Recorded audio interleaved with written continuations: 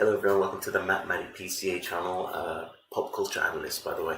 I'm your education dude, hello everyone, entertainment dude, and I just want to wish you a happy new year. To all those who are returning, welcome back. If you're new here, welcome.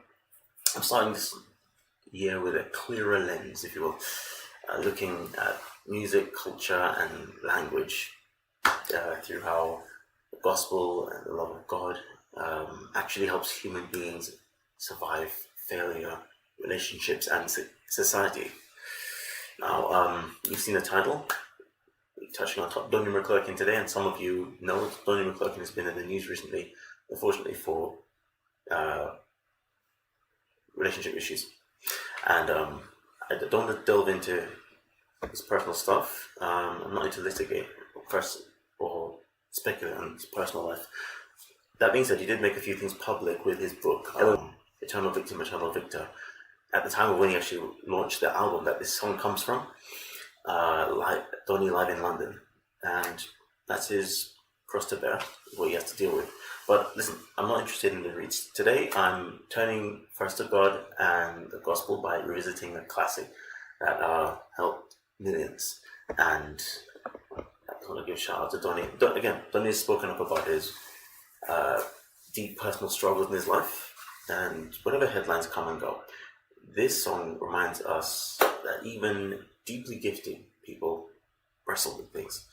Not even, of course they do, and faith isn't about pretending otherwise. So with that being said, this actually fittingly leads into today's theme for this video, and for my English students who come by here. Hey.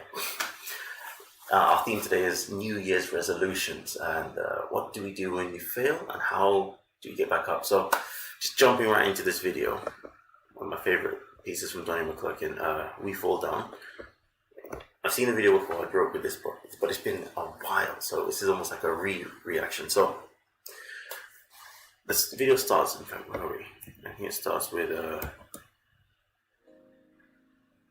like a AA meeting, Alcoholics Anonymous meeting, a style meeting circle. People are seated, quiet, vulnerable in this atmosphere, and before anyone sings, we're placed in a circle, people. So if you haven't noticed, I've already started the reaction. So no stage, no hierarchy. That tells us that this song is about shared human struggle, right? And this mirrors real recovery spaces. AAA. Where did I get that from? Church groups, counseling, where people don't perform, they confess.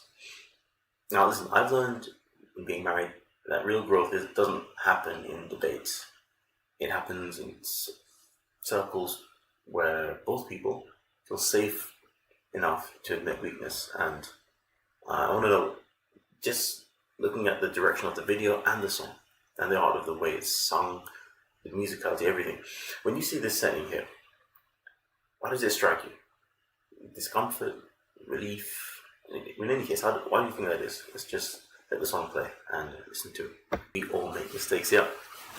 Again, feeding into what the message is that I'm trying to focus on, that the song is trying to have a home, is that there's no hierarchy here of sanctimony, being holier than thou. We just situated right here, observing, as though we are approaching this circle here, with seeing the individuals' faces, the quiet testimony style shots right here just gives us an insight to what we're about to be invited to partake in. The song opens with this universality, right? All of us, no exceptions, no elites, and this is why gospel music resonates across generations. It doesn't flatter the strong, it tells the truth about everyone. As a teacher, I see students shut down when they think mistakes mean failure. But mistakes are usually the entry point to learning. Now, growing up, Japan's quite a strict society with people feeling they're not allowed to make mistakes now from the West. And we're kind of proud of them in some cases. But let me ask you this. Growing up, were mistakes treated as something to fix for you, or something to hide? Alright, and image. And Donnie, of course, with his voice, I'll talk about his musicality in a moment, but the story being told of this has to be addressed. There's a line that went past me, but it just was, I don't know how, like a delayed effect, but it came back to my mind somehow while trying to do right. When he was talking in his intro, the montage of just daily life we're starting to see right here, or in these people's cases, their daily lives, which is just a, a string of disappointments and disappointing situations to find yourself in with all your efforts. It looks like a pregnant woman strung out right here. I'm getting flashbacks to 525,600 minutes, Rent, where we have that same AA, if you will, meeting, and well, I think the A stood for something different in that situation, but this line just reframes this line, somehow while trying to do right, just reframes failure. It's not about anything special other than a simple misstep while aiming at doing good. And many people leave church because they failed while trying and feel that their grace had expired or something, as I've heard people say. Now listen, I've had years where my intentions were right, but my execution wasn't, especially during big life transitions. And I haven't had anything as tough. Well, I've had my share of things to deal with. But in this particular case, I don't think I've had anything as tough as what this person has to deal with. The church is supposed to be a place where all can come and rebuild themselves. Have you ever? Which is why. Excuse me. It's a shame to leave something that's actually doing you good. A bit like the New Year's resolution. You're on your way, you're on your path to something to self-betterment, but sometimes you feel this sense of shame that pushes you away from coming back if you fall off. So, have you ever quit something meaningful, everyone, because you didn't fail cleanly? Let me know what you think. Oh, sorry. Where am I? Boom. I just have to address it. Donnie McClurkin's voice is a special type that appeals to people because of, well, those like me who grew up in the choir, aspiring to have this mixed voice. I went through this. My journey, I don't know if any of you out there remember, but my journey as a singer.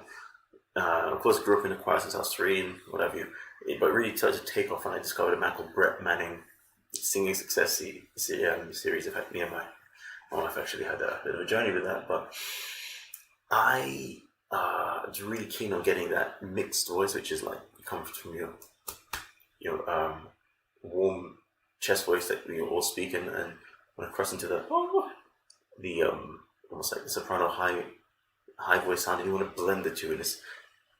And when you blend it properly, it sounds like your speaking voice can just go higher and higher and higher as much as you want in your full voice. And Donnie McClurkin is a master of really just wowing people with that voice just surging up the registers, and thus it creates a crescendo of dramatic excitement, climaxing, if you will, when you're just getting into a message. And this song is really good at doing that by not having very many words other than the chorus and a few refrains, a few vamps, if you will, revamps.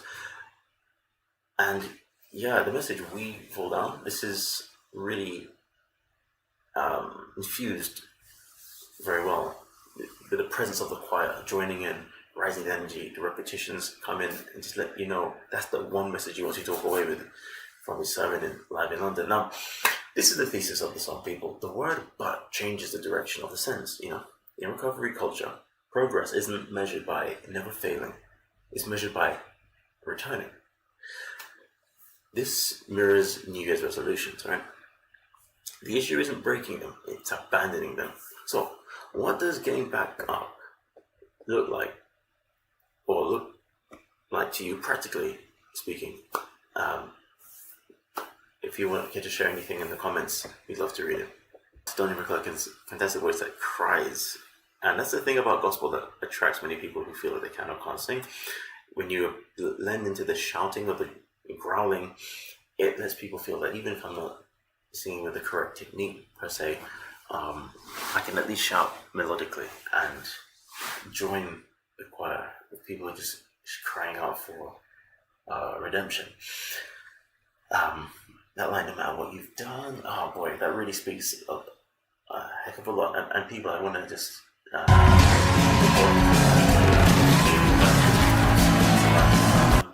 on the right, make of that what you will, but you know me from now, so if you're not keen on that, no hard feelings. If you want to bow out, but I'm all on the MAGA Charlie Kirk kind of side of things.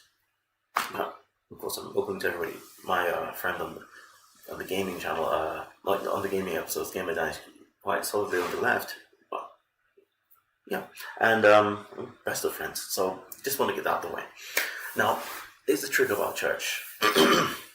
I feel that one issue that many of us feel, especially even on the right, after I started being default left, not realizing, just thought I was independent as many people, but that usually means default left. And then I started to get really clear about my conservative values, I'll call it Christian, but family values and what have you, which I feel the gospel really is a testament to and attracts me all the more. But you can get this issue of the woke versus the right, which is what the climate is at the moment. At the time of watching this video, I don't know, maybe things would have changed, but there's something called the woke right, which some of you may know.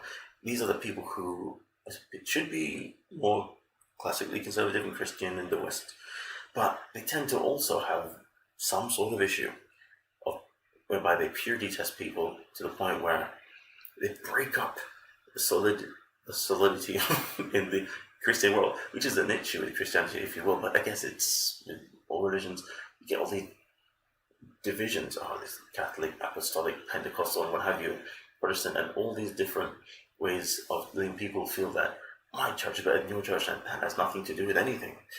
When you want to connect with God, you want people to get the impression, of course, when you're talking about the value of God, that Christians can't get their act together. They're just too busy infighting, you know. And when it came to again, where I'm today, well, with my most recent observations, you got people like Nicki Minaj, for instance, who I'm a big fan of, going out on a limb to try and raise awareness for slaughtered Nigerians and who are being persecuted for their religion, getting people's help. And it's funny how a lot of people, like what President Trump did in Venezuela, a lot of people are in Venezuela very happy to hear of the liberty they've been given. I'm as of now, I haven't yet heard of many Nigerians. Maybe I haven't been looking for it, but I'd love to have heard publicized in the West. Right? There are people in Nigeria whose lives have been saved over President Trump's intervention, thanks to Nicki Minaj awareness. Now, whatever you make of somebody and what they've done spiritually, what they've done politically, what have you, it's not a Christian's place to judge somebody as being a good or bad person over them. That's between them and their maker. Whether or not you feel somebody's done something that is unbecoming of a Christian or unbecoming of whatever tribe you're talking about, as a Christian, a real Christian, it's our place to take care of or mind our own salvation. That's my take. So if you want to dissociate yourself with someone, that's your thing. If you want to associate yourself with someone, that's your thing. But ultimately, judging somebody as being worthy of heaven or hell, it's not your call. Just mind your own salvation. That's the thing I wanted to bring up. So back to the song, and I just feel that the song is very good at reminding people. The song says the same message, but in a very not political way like I've just done right here, but just lets you know what you're dealing with. All right, people, let's keep it going. By that I mean, you're dealing with God, who doesn't judge. He just wants you to be at peace with yourself. So yeah, the faces of softened people. Recognition is should be seen, and nodding is happening. For a saint is just a sinner who fell down. That line, of course, you always hear that. Growing up in church, I always hear that from my peeps, if you will, my people.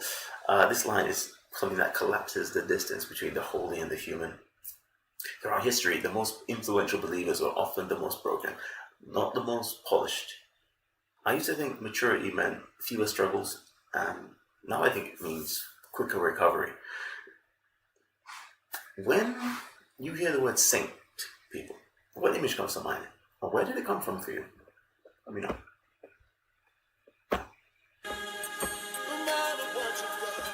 No matter what you've done, get back up again. He is waiting. Arms open wide. Run to his arms. Run to his arms.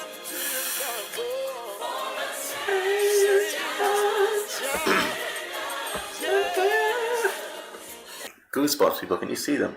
Oh my gosh, anyway, it just gets me going. I can just hear the build up. Now, we're taking it to the streets, people. The choir singing outside, the public must be notified. This is an invitational element being brought to the audience. Moving the song to the street signals that this message isn't private anymore. It's public. Alright? Now, gospel music historically wasn't confined to buildings. It met people where they already were. Now, as an English teacher, everybody, I've learned language only lives when it leaves the textbook. Similarly, in church, of course, your faith, your belief in the word is only of value when it's shared in real life. Where do you think this message of hope is most needed today, people? Privately or publicly? Let us know. But can you see it? It's just like cold turkey chicken skin right here. It's gross. But people, this is it. That build up. This is what made Donnie McClurkin shine. He had that kind of nasal kind of, almost like a cleft palate kind of style with his voice. With all respect. I wonder if that's why he sounds like that. But that was like Randy Newman, but in a different way. But he climbs up with that message. If you fall, then you can rise back up again, all the way to it's not too late. With that, oh my gosh, like glowing, dramatic tenor belt at the top. It's just gets you feeling to say hallelujah, and in hallelujah indeed. So, people standing, they got momentum. It's a movement going. This is responsibility, not just comfort. All right, staying down is presented as a choice here. He just wants you to know if you fall, then you can rise back up again. Recovery programs, right? Emphasize agency. Support helps, right? But the step is yours. Now, in my life, change only happened once. I stopped waiting to feel ready. Not easy. Easier said than done, but with prayer, it can be done. And people, what's the difference between resting and staying stuck, in your opinion? How would you describe that? That's something.